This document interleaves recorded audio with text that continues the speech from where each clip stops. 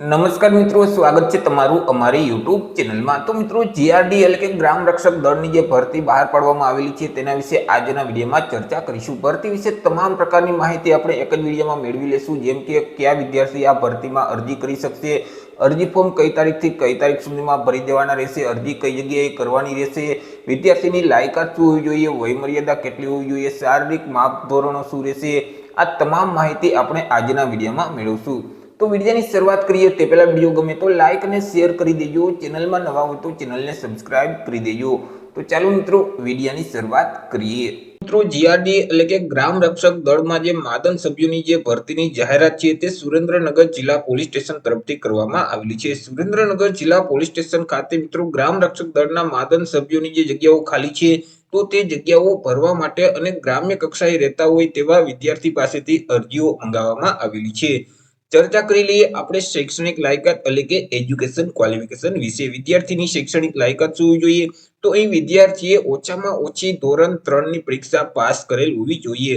અહીં મિત્રો, જે વિદ્યાર્થી ધોરણ 3 પાસ અથવા તો તેના કરતા વધારે અભ્યાસ કરેલ છે તે વિદ્યાર્થી આ ભરતીમાં અરજી કરી શકશે।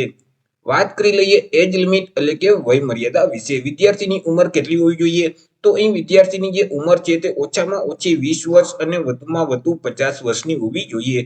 જો 20 વર્ષ કરતા ઓછી ઉંમર અથવા તો 50 વર્ષ કરતા વધારે ઉંમર હશે તો તે વિદ્યાર્થી અરજી નહીં કરી શકે। વિદ્યાર્થીની ઉંમર ઓછામાં ઓછી 20 વર્ષ અને વધુમાં વધુ 50 વર્ષની હોવી જોઈએ। કરી લઈએ આપણે તાલુકા વિશે કે કયા કયા તાલુકાના પોલીસ સ્ટેશનોમાં જગ્યાઓ ખાલી છે। તો અહીં મિત્રો, જે વઢવાણ તાલુકો છે, જોરાવરનગર તાલુકો છે અને સાયલા તાલુકો છે, તો આ ત્રણેય તાલુકાના જે પોલીસ સ્ટેશનો છે તો તેમાં મિત્રો જે જગ્યાઓ ખાલી છે તે માત્ર મહિલા ઉમેદવાર માટે જગ્યાઓ ખાલી છે, તેમાં માત્ર મહિલા ઉમેદવાર જ અરજીઓ કરી શકશે। તે સિવાય પાટડી તાલુકો છે, બજાણા તાલુકો છે, તો આ બંને તાલુકામાં જે પોલીસ સ્ટેશનો આવેલા છે તો તેમાં માત્ર પુરુષ ઉમેદવાર માટે જ જગ્યાઓ ખાલી છે, તેમાં માત્ર પુરુષ ઉમેદવાર જ અરજીઓ કરી શકશે। તે સિવાય મૂળી તાલુકો, લીમડી તાલુકો, ચોટીલા છે, લખતર છે, ધાંગધ્રા તાલુકો છે, તો આ પાંચેય તાલુકામાં પુરુષ અને મહિલા બંને ઉમેદવાર માટે જગ્યાઓ ખાલી છે। બંને ઉમેદવાર આ પાંચેય તાલુકામાં અરજીઓ કરી શકશે। ચર્ચા કરી લઈએ આપણે અરજી ફોર્મ વિશે કે અરજી ફોર્મ કઈ તારીખથી કઈ તારીખ સુધીમાં ભરી દેવાના રહેશે, અરજી ફોર્મ ક્યાંથી મેળવવાનું રહેશે, કઈ જગ્યાએ જમા કરાવવાનું રહેશે, તેના વિશે આપણે માહિતી મેળવી લઈએ। તો અહીં મિત્રો, તમારે જે તાલુકામાં અરજી ફોર્મ ભરવું છે તો તે તાલુકાનું જે પોલીસ સ્ટેશન આવેલું છે તે પોલીસ સ્ટેશન ખાતેથી તમારે અરજી ફોર્મ મેળવવાનું રહેશે। ત્યાંથી જ તમને અરજી ફોર્મ આપવામાં આવશે। તે અરજી ફોર્મમાં તમામ વિગત ભરી તેની સાથે તમામ શૈક્ષણિક લાયકાતના ડોક્યુમેન્ટ જોડી અને તે જ પોલીસ સ્ટેશન ખાતે ફરીથી તમારે સબમિટ કરવાનું રહેશે એટલે કે જમા કરાવવાનું રહેશે। કઈ તારીખથી કઈ તારીખ સુધીમાં અહીં જમા કરાવવાનું રહેશે? તો અહીં મિત્રો 17 જાન્યુઆરી 2024 થી લઈને 24 જાન્યુઆરી 2024 સુધીમાં તમારે અરજી ફોર્મ મેળવી અને તે જ પોલીસ સ્ટેશન ખાતે તમારે જમા કરાવવાનું રહેશે। છેલ્લી તારીખ છે તે 24 જાન્યુઆરી 2024 રહેશે। 24 જાન્યુઆરી 2024 ના રોજ સાંજના 6 વાગ્યા સુધીમાં તમારે અરજી ફોર્મ મેળવી અને ફરીથી તે અરજી ફોર્મ જમા કરાવવાનું રહેશે। ચર્ચા કરી લઈએ આપણે શારીરિક માપદંડ વિશે કે અહીં ઉમેદવારનું શારીરિક માપદંડ શું હોવું જોઈએ, શારીરિક ધોરણ શું હોવું જોઈએ। તો તેમાં સૌથી પહેલા ઊંચાઈ વિશે ચર્ચા કરીએ તો પુરુષ ઉમેદવારની જે ઊંચાઈ છે તે ઓછામાં ઓછી 165 સેન્ટીમીટર, જ્યારે મહિલા ઉમેદવારની ઊંચાઈ છે તે ઓછામાં ઓછી 150 સેન્ટીમીટર હોવી જોઈએ। વજન વિશે ચર્ચા કરીએ તો પુરુષ ઉમેદવારનું વજન ઓછામાં ઓછું 50 કિલોગ્રામ, જ્યારે મહિલા ઉમેદવારનું વજન છે તે ઓછામાં ઓછું 45 કિલોગ્રામ હોવું જોઈએ।